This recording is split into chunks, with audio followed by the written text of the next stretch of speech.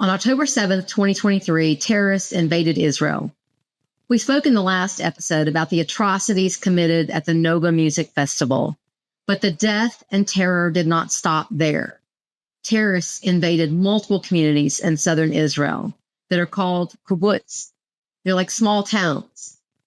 There, Hamas raped, tortured, burned, and murdered families and their pets. Let's see what American Muslims for Palestine's Osama Abu Arshad had to say in the months after the attack, when he talks about taking back a university campus like they would take back the United States, like they were taking back Gaza. And we will take back these colleges, as we will take back America, as we will take back Palestine, as we will take back our humanity. You will be the past. We are the future. Assalamu alaikum. Now that we've seen Osama Abu Arshad's statements, let's take a look at how Hamas was taking back Gaza. On October 7th, in the area of Sderot, and specifically in Melfasim. In Melfasim and Sderot, at least 72 people were killed on October 7th in Sderot, and 77 civilians died on or near Kibbutz Melfasim. 13 people were taken hostage from the area. The bodies of 11 of them who were murdered that day were taken into Gaza. أنا قاعد بكلمك من جوبا بسيم. افتح الواتس تبع قول له وين شوف كيف القتلى شوف كيف قتلك بيدي يابا ابنك قتل يهود هاي دخلوا بسيم يابا الله اكبر ربنا يحميك يا رب ربنا يحميك يابا ربنا يحميك يابا بكلمك من جوال يهوديه قتلتها وقتلت جوزها الله بيدي الله اكبر ولله الحمد الله اكبر ولله الحمد يابا افتح الواتس شوف كيف قتلت يابا افتح بتدفع عليك واتس قول له وين بروح ربنا يوفقك بالسلامه يابا عجبا بسيم يابا يابا والله 10 قتلت 10 بيدي يابا يابا على ايدي اعطينا امي يما يسميك يما. We will now talk about the atrocities that took place at Kibbutz Kfar Aza. Reporting across Israel and from Washington, and we begin tonight with ABC's Matt Gutman and what our team witnessed in an Israeli community of kibbutz near the border with Gaza just today. And we warn you, this is difficult. Tonight, the world's first direct glimpse inside a massacre. The brutality Hamas unleashed on Israeli villages around Gaza. This is the town of Kfar Aza. There are military jeeps, tanks everywhere. We understand that there were dozens and dozens of people killed here. There may still be bodies out in this town right now. The military only now able to see the full extent of the horror that unfolded in this leafy kibbutz, home to so many young families. You see the babies, the mother, the fathers in the bedrooms, in the protection rooms, and how the terrorists kill them. It's not a war. It's not a battlefield. It's a massacre. It was early Saturday when Hamas terrorists burst through the gates. So right there, I don't know if you can see, there's that breach in the fence. That's where they came in, driving motorcycles like this, and they took this entire side of the kibbutz by surprise there. Today, we are with the soldiers as they go door to door, bringing out the murdered. It's the incredibly grim task that these soldiers have of wrapping up a body right in that room. I came here when I was 5, and I grew up here in a very different reality than we are experiencing today. We can see the distance from Gaza border. It's about 1.5 or 2 kilometers. When I grew up, it was a quiet border. Our kibbutz guard, you saw in the gate the people from the army. So our guard was Ahmed from Gaza. He was the guard of the kibbutz. He was invited to all the kibbutz holidays with his family. This is the reality I grew up in. So we didn't have bombs, and we didn't have smoke or demonstrations on the fence. And I grew up like we're friends.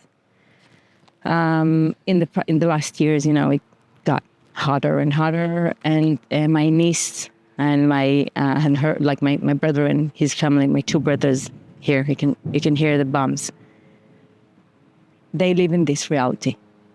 Once in a couple of months, or there are evacuated from the kibbutz to a hotel. There is, they call it like a round, like sevev in Hebrew, a round of getting, bombing Gaza, missiles on us. This was the reality for a lot of years, around 15 years. So I just wanted to see the distance. And from here, I want to continue and tell you about October 7th, about the day that I came to visit my mom in the kibbutz. Okay. This is the Gaza border. This one, was one of the main gates that Nukhbas were entered from. The neighborhood that was hurt the most. So the guy that lived in here, right at the last unit, he says he has a whole evidence of seeing Nukhbas coming and standing here. So when you said the Nukhba, you mean the more elite forces, right? Yeah. Hamas's elite forces. Elite force. And they came wearing black, equipped with all the equipment on them, and they were standing here, like to set themselves up, and they had a commander. He's saying that. I didn't see that. Before October 7th or on October 7th, your family lived here. Yeah. Who was here? Tell us about that. So my mom is here. My father passed away 25 years ago. My mom is still living in the kibbutz. And I have two brothers, both with their families. One of them has wife and three kids. One of them has wife and two kids. Both of them are living in the kibbutz. And another brother, the youngest brother, is not living in the kibbutz like me. I left the kibbutz about 20 years ago. I got married. Now I live in Moshav in Halal, in Jezreel Valley. And we came to visit my mom and my brothers every once in a while, which, something like 3 weeks every month. My girls really like the kibbutz. They almost grew up in here. They're just like, we came here every summer. This is the neighborhood that the most people were kidnapped or murdered here. And we still have Gali and Zivi in Gaza. They are the two hostages from the kibbutz that are still in Gaza. This area is the youngsters area, the youngsters' houses, units. So we all lived here in a certain stage of our life. So we know this area. This is a very vivid area. This is a vivid neighborhood. People really like to sit here, to be together. Ages get, mixed up. Mm-hmm. If up until then every one of us was with his age group only, this is the neighborhood that we start to mix up. And this was the most hurt neighborhood. So I'm Victor Weinberger. I'm married to Sagit, who was born in Kfar Aza in the kibbutz, grew up here. Her parents still live here, or used to live here. Now they're at the temporary residence at Kibbutz Ruhama. And since October 8th, I left my other businesses and joined the kibbutz. I'm part of the rebuilding team. That's what I'm doing still.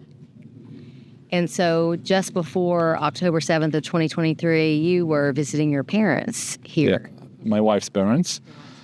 On October 5th, my wife's father gathered his almost whole family, more than 100 people, the family reunion, and they all came here to their home at Kfar Aza, had a wonderful event.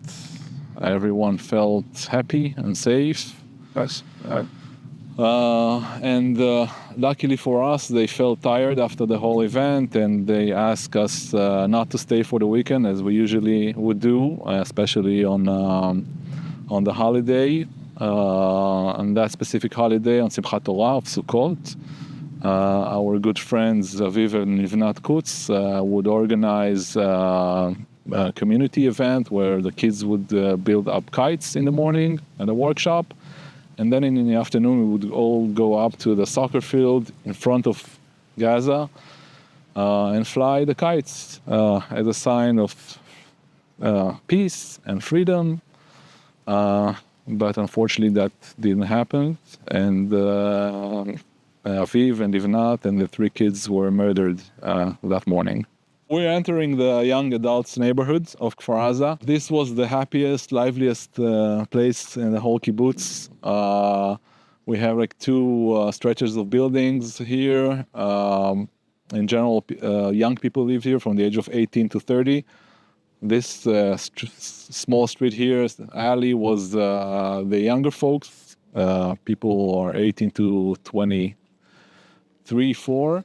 And the other part is for the older folks. So most of the rooms here were occupied by one or two residents, if there were a couple. Most of them were either during their army service or students, young students after the army service. And here we have the house of Sivan El-Kabetz and Naor Hasidim, her boyfriend, who were, as the sign says, brutally murdered here. We have on all the rooms, and actually on the houses in Kfar Aza, we have this graffiti of the army forces who came in the days after and cleared the homes. Many of the rooms were booby-trapped, bodies were booby-trapped, so there was a lot of work clearing the bombs. You can see the diamond shape here. This is a Yahalom diamond squad of engineers that cleared the bombs. And we have all kind of writings. This says, Yesh Mechabel, there is a terrorist inside. This says, human remains on the sofa. The red circle with the red dot means there was an Israeli body found here.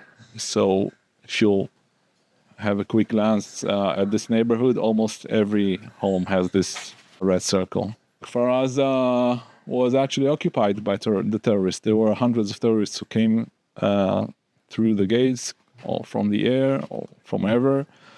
And that was Saturday morning. The last one was killed on Tuesday night.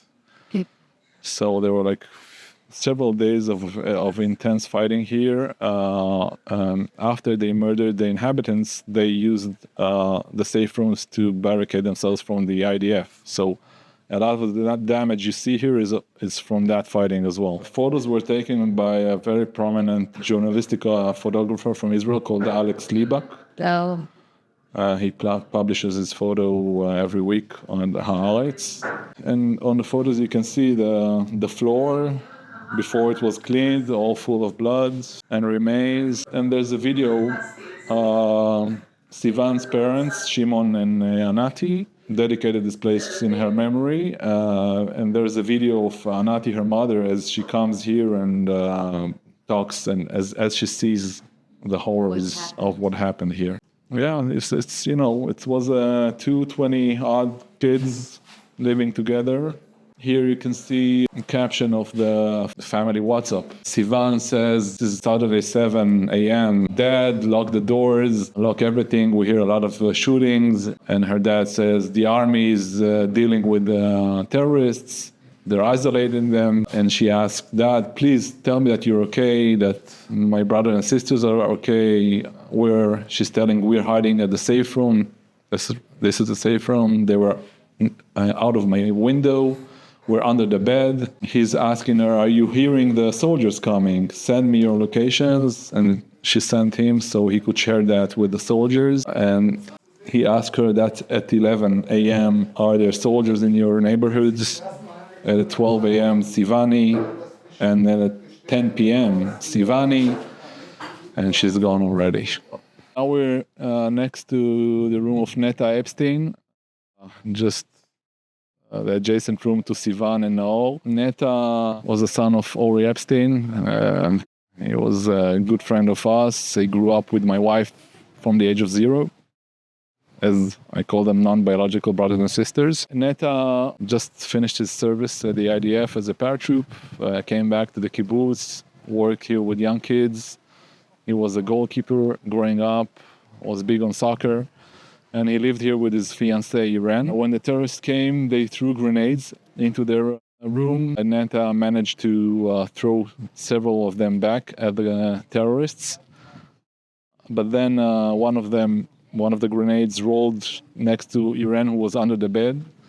Neta yelled, grenade, and jumped over the grenade and saved her while being killed. And he kept saving her because she pulled his body next to her under the bed, so the terrorists wouldn't see her. and they came back a few times and didn't see her until the soldiers came many hours after that and rescued her. Neta's dad, Ori, lost on October 7th his mother, Bilha, his 2 brothers-in-law, 5 members of the family. And after they, we have Shiva in Judaism, we sit 7 days of mourning. So they had a whole month of Shivas because their deaths were not pronounced at the same time. So they had to wait. Nitzan, they looked for his body several days and so on and so on. So they set Shiva for a month, and then Ori came back. As I said, this was the part of the younger folks, and that was a scene of mainly murder, almost no survivors from this neighborhood. And next neighborhood, which is also part of the young adults, but are the older folks, 20-something to 30, was center of kidnapping. So we don't know why, but this is what happened. In total, there were 19 people kidnapped from Kfar Aza. 15 returned. 2, Yotam Chaim and Alon Shimris, who lived here, managed to escape in Gaza, but were accidentally killed by the IDF, tragically. And 2 brothers, Gali and Zivi Berman, twin brothers, they are still held, still captive. So you have Yuval Solomon over there who was murdered, and several others who were murdered as well. But many of the people who lived here were kidnapped, many times using their own cars. This was the parking lot here. That's the gate to the agricultural area that was blasted open on October 7th. 2 kilometers from that, it's Gaza. So 5 to 7 minutes, and they were in Gaza. In Kfar Aza, there were families that were kidnapped, mothers with their kids. Like we all know Abigail, her parents were murdered. She ran to her neighbors and was then kidnapped with a family, a mother and 3 kids, and Abigail. 3 little children aged 3, 6 and 9 watched when their mum and dad were both murdered by Hamas on October 7. 6-year-old Amalia and 9-year-old Michael ran and hid in a cupboard where they stayed and hid for 14 long hours. They were all alone. And to make it worse, the body of their mother was next to them outside the cupboard. But little Abigail, a toddler, 3 years old, was missing. זה הסכם בינינו, הוא לא עונה, הוא מצלם. אז אני מרים טלפון לסמדר, לשאול מה קרה. מיכאל, הנכד בן 9, מרים את הטלפון, אומר לו, אני רוצה את אמא, אומר לי, אמא מתה, ואבא מת בחוץ. אני אומר לו, איפה אחותך? עמליה, אומר לי, על ידי, איפה אביגיל? אומר לי, לא בבית. בקיצור, שואה. A neighbour saw Abigail being captured and described her as covered with blood that wasn't hers. Again, just 3 years old. She then spent 51 traumatic days in Hamas captivity. She turned 4 as a hostage, held by terrorists without any family around her at all. And when she was finally released on November 26, little Abigail returned to Israel an orphan. So luckily Abigail is back, growing up with her family, and all the other kids are back. But Gali and Zivi, though 27, are still kids. And their family awaits them, and the whole kibbutz awaits them, and everything we do now to rebuild and rehabilitate is hampered by that. You know, it's the community is wounded, and until they're not going to return, it's gonna stay as a dark cloud above us. Wherever you go in the kibbutz, you see signs, you see the graffiti of the IDF on every home, because every home had to be cleared. As I said, many of the homes were booby-trapped, so they had to work very carefully here. But this is our ground zero. Yeah, so someone who lived in New York in 9/11 and could smell ground zero for months. Same was here. We could smell the death and the destruction for months. I'll tell you a bit about my day, but we'll reach to my brother's house in a minute, and I want to tell you his story as well because it's important to me. Okay. So on October 6th, me and my younger daughter, I have two daughters. One was 15, one was 17 and a half. I came with my younger daughter to the kibbutz to celebrate Simchat Torah. And we had a nice dinner with all my family. All my brothers were here, my mom was here. And then we went to my mom's house to sleep. And we woke up in Saturday morning. Now we had my niece coming over as well because she and my daughter are good friends. They were both 15 and they're good friends. My niece always comes to sleep at my mom's. They having a sleepover at my mom's when we come to the kibbutz. So we woke up, all of us, my mom and me and my younger brother, my daughter and my niece. We woke up at my mom's house to the sirens. To the color red. It's not exactly sirens. In these places, when you close to the border in Gaza envelope, you hear the color red. You don't hear like sirens, okay? They say that there's a voice says color red, and then you know that you have to go into the shelter, in the safe room. So we ran straight away because it was really different than always. It was like not only the color red, but also we heard already shootings and falls. We heard the bombings. It was very intense. So it was almost panicked a bit. My mom was chill about it. She wanted to make coffee. And my daughter and my niece just shouted on her, no, grandma, please get into the safe room. And it was lucky that they did it because at the same time that we ran to the shelter, to the safe room, my next door neighbor was killed, just like going out to bring his phone from the safe room. And his wife was in the safe room and she's calling him and he doesn't answer. And then she went just to see what's happened to him and she saw him lying on the bed. So it happened in seconds. They were all over. I don't really know exactly how many of them entered in the morning and how many of them entered at 9 o'clock, but between 6:30 and 9 o'clock, we had a lot of time to respond and we didn't because all the civilian squads were the first responders and they were left alone. Nobody was there in these critical hours. Can you explain what you mean when you say that about the civilians? Every place that is lived here, every village in Israel, has a civilian squad. Okay. There are volunteers that just volunteer to guard the kibbutz, to save the kibbutz whenever is necessary. And when they hear the sirens, the color red, so they are alerted and they are in touch with the army and with the police and they say that if there are casualties, this is what they do. They guard and they have also weapons. And I can show you now my brother, Tal Eilon. He was the civilian squad commander. And his job was to call all the civilian squad, they are 14, and to tell them if they need to take weapon, what's the estimation of what's going on.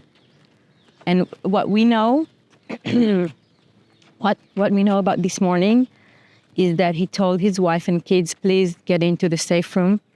It's not the time to be heroes. He knew that there was a suspicious for an invasion, but they thought it was like one group of people, 10 people, 20. Nobody even imagined this could happen. This is his house, and here's the weaponry. There were commands from army or so that the weapons should be in a safe place and not with the civilian squad at home. I don't know if it was a direct a command that went out a few months earlier. Some of the places already did it, and some haven't. Here in Kfar Aza, all the weapon was in the weaponry that we will see in a minute. So if something happens, they need, first of all, to go to take the weapon. They don't have weapons with them at the house. So as you see, my brother's house is here and the weaponry is here. So he was one of the first people to go and take the weapon. And this goes straight over there towards the place that his friend, Ro'i Dan, he was a photographer. He went on the roof and took footage. His friend just sent them the footage of the hand glider on the floor with no person in it. So my brother knew that there's somebody in the kibbutz, and then they also heard shootings. So they took weapons, he and his friend, and they just went through that road up there. This is my brother Tal. And he went with his deputy, with Russo. Tal and Russo, they went together towards this glider. Towards the person's house, the person that reported it. Okay. And they thought they're gonna finish, the deal. They're gonna shoot them. But on the way, they were shot, both of them. My brother recorded a message while being wounded. He said, "I'm hurt. I was shot." And he said, "And Russo," which is this guy. And then he didn't say anything. I think he was dead, but I don't know. He said, "And Russo," and then he stopped. And then he said, "Terrorist with IDF uniforms and with M16, M16. And then he said, "First take them down, and then we'll take care of the wounded." This was his last sentence. And then he got shot again. That we know afterwards. We know from the reports of the bodies and everything. So he was going to render help. Yeah. And he also called the commander of the civilian squad in Kibbutz Saad. Uh-huh. And he probably saved their lives because he just told them, "Listen, a lot of terrorists here. Please send rescue." And this guy in Saad, he couldn't send rescue. But he just knew, he knew from Tal's reports that this is what's happening. And nobody knew what's happening. Right. Now, all the commanders of the civilian squads were taken down very, very quickly. So then the kibbutz was left with no security. And with no connection to the army, because there's another job above the commander of the civilian squad, the Ravshatz. His job is to connect between the civilians and the army. All these chiefs were taken down in the first hours. So there was no connection between the army and the civilians. Nobody knew what's happening. One of the reasons that they didn't really know is most of the first responders, the chiefs were taken down quickly, very quickly. I'm talking 7 a.m., okay? Yes. 7 a.m., my brother was killed at 7:15. It was his last in on WhatsApp was 7:09, I think, if I remember correctly, 7:06, something like that. Last seen on WhatsApp. So they were taken down very quickly. And then the terrorists just understood that they have free approach because the army just didn't come. And at 9 o'clock, they were still entering squads of nukhbas, very professional squads. They were entering. We heard first one that was killed was Ophir, who was the local council head. He was the first one that the media heard and broadcasted about that he was killed. And the second thing we heard about two kids in the cabinet in a cupboard that were left without parents and called the grandma that was in abroad travel. And she's a friend of my mom's, so she said that something had happened to her daughter and her husband. She doesn't know because the kids said they're lying on the ground. And these are the two things that we heard around between 9 and 10 in the morning. But this was the extent that we thought that might happen, that we are in the safe rooms, and that's what happened. That's what's happening. We didn't really understand the extent of the event. And then I remember at about 10:30, we started to hear shoutings in Arabic and shootings and Allahu Akbar, and it was very scary. We heard glass smashes, windows smashes, and we jumped on the door of the safe room. Me and my brother, we jumped on the handle of the safe room, and we just held it very tightly, and somebody tried to open it, and we wouldn't let him. And then they left, so we don't know. We jumped on the door. We understood that it couldn't be locked from the inside. It couldn't be locked at all, not from the inside or not from the outside. When you lift the handle, it is locked, but it is just locked, for bombs but there's a handle also from the outside, so we can open it. Right. And so to be clear, the safe rooms are to protect you from the most likely attacks, which would come from the air. Yeah. Not to protect you against the unimaginable with hundreds of terrorists on foot coming into your actual homes. Yeah. Nobody even imagined that scenario. I think it was the only time in my life that I felt deaths. My daughter and my niece went under the bed. They were very scared. And me and my brother were holding the handle. And my mom was looking at the WhatsApp to write that they're coming towards us, and we still had connection, like Wi-Fi at that stage, which went off at 12:33. My friend says, our last seen on WhatsApp on 12:33 Saturday, they thought I'm dead. The only phone that was working was my niece's phone. She's in another network. And after hers in the evening got like 7%, and we were scared to be, contact loss or just like to be disconnected from the civilization, because electricity went off, our air conditioner went off. We were 5 persons in a very small room. No food, no water. Water already went down in the evening. When they left the handle, it was like a relief, but still we were all stressed, of course. But we had like a minute to breathe. And then like 20 minutes after, we started hearing voices in Hebrew. Like I was hurt, I was shot. We really thought we heard, we tried to listen very carefully because we didn't know if they said in the WhatsApp groups, the terrorists are speaking in Hebrew, some of them. Oh. So we didn't know whether it's safe to open the door. So then when we listened carefully, we heard them speaking in Hebrew. We were sure that they were soldiers, so we opened the door. And then we saw a wounded soldier on the floor of my mom's house. He was bleeding. And some soldiers around him, they were very surprised that we opened the door. They were probably scared. They thought nobody's in the house.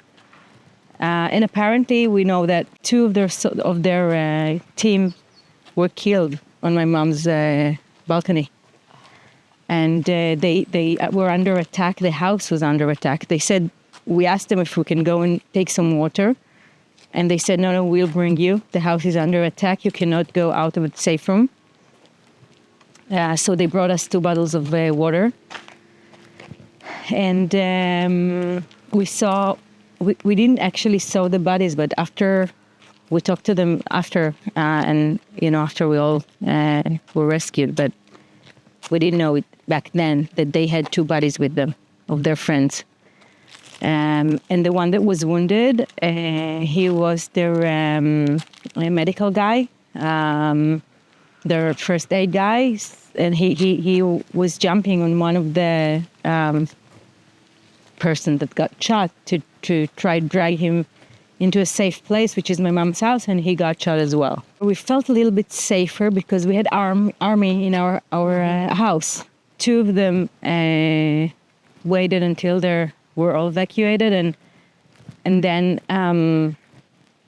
they got into the safe room, and they asked us to map the kibbutz for them because they don't have a map of the kibbutz. We were sitting there, and all around us, still bombing and shooting, and we started to listen to differentiate between the shootings of their guns to our guns.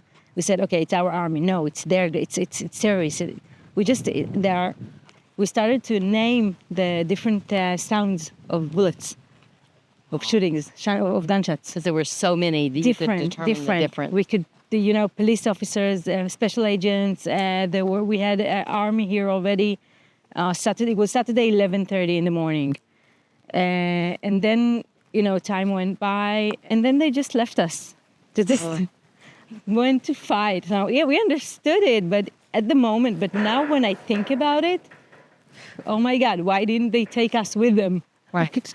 It's like, it's so, I don't know. This is my mom's house. It was, all this continued here. The safe room was here. And here was this our mango tree, which means that this is the balcony. This was the balcony. And I'm running fast because I cannot even start to tell about 35 hours in a safe room. I can tell a few things. People ask me, what did you talk about all this time? And I'm like, we didn't talk, actually. We were silent most of the time. We were very tensed. We were listening to hear if there are footsteps coming.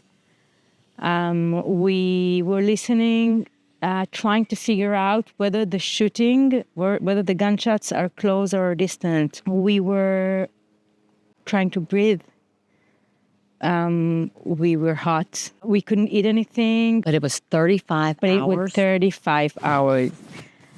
At a certain stage in the night, we saw the Gali's battery starting to get low. And then my daughter told her, hey, you have a cable here that can charge iPhones from Androids. So we started using our phones as batteries for her. So we will be in touch, in contact, in connection, because it was the only phone that was working. At around 10:30 in the evening, we heard footsteps. Of course, we jumped, but it was our soldiers.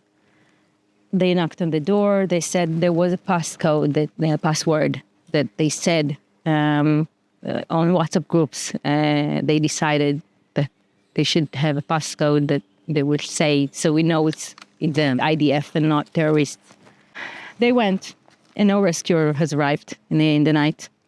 And we started to be very tired. I almost fainted. My brother and I did shifts on holding the handle. We had, I remember once more that somebody ran inside and tried to open it. My brother immediately jumped, even though it was my shift. It was, I don't remember even all the details. And then Sunday came, and we started to really feel dizzy. And my brother, not Tal that was killed, my brother Dekel that was in another house with his wife and kids, he was already rescued in the night. And he started to work on our rescue and understood that we're still alive. He saw Gali is connected on WhatsApp. He didn't write, so she's connected. So he said, okay, they're still alive. And he started to mark the house, to send it to soldiers, to say, okay, listen, there are people in this house. Army has arrived, tanks have arrived. Okay. And they started to blow up houses that had headquarters of Hamas inside them. Now, my mom's house was surrounded by houses, empty houses, because a lot of people from the kibbutz were in travel to Romania. So here and here, there were Hamas headquarters sitting, or just Hamas nukhbas that were drinking coffee or hiding or I don't know what. So the army, it was Sunday already, afternoon, about 2:30. They started to shoot, just to fire big rockets to their houses. And then they fired a rocket into one of the houses, and two of the terrorists ran inside our house. Oh.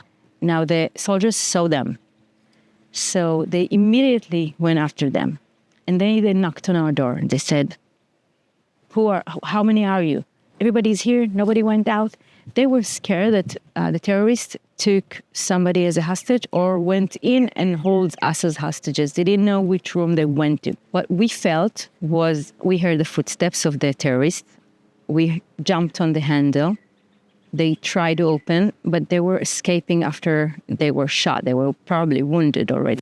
So they went to one of the back, the room that's, the only room that's left here is the room that the terrorists were at. So they ran, and then the soldiers came right after them. So they didn't know where the terrorists go. So they asked us if everybody's inside, and I'm like, how many are you? They're asking. And then I look around, and I don't see my daughter. And I said, and I think, I'm almost fainting. Maybe I didn't see, and she went to the toilet. I said, and I called her, and she doesn't answer. And then I look under the bed. She fainted.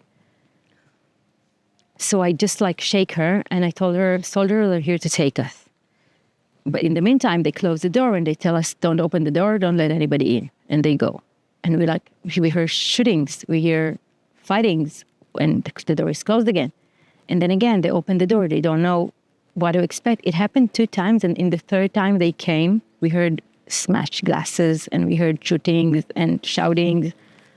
And then in the 3rd time they said, when we open the door wide, you are running from the safe room here to the balcony. The door was there. So they say, when we open the door, you are running one by one, not through the main door, which is there, but through the balcony that is here towards houses over there.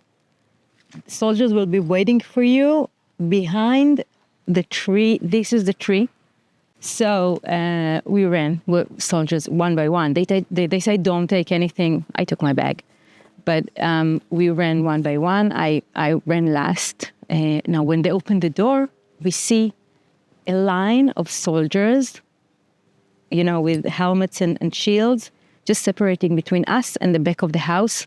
There's a fight behind them with soldiers and terrorists.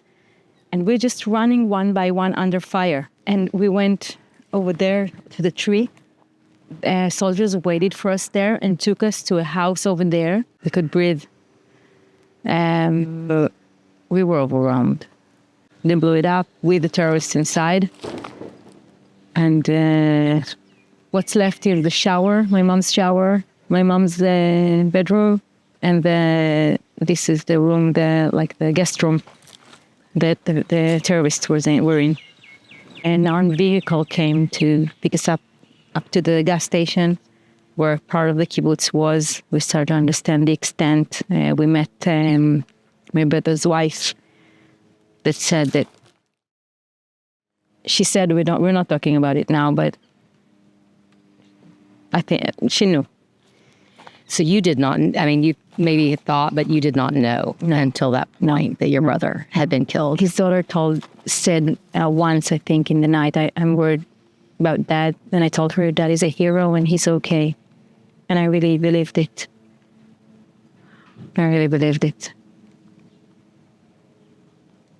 My brother, I'm the eldest. And I'm the oldest. And he's after me, and 2 others are after him. But in the past few years, I really felt sometimes as if he was my older brother. I really appreciated his knowledge and his advice. He was very funny, very, very funny, but, cynical funny. He was saying nothing until he had a punch. He was a great dad. And just a great brother. And I miss him very much. And he left 2 children behind? 3 children. 3 children. Yeah. His daughter was with us in the safe room. Okay. She didn't say goodbye to her dad that day.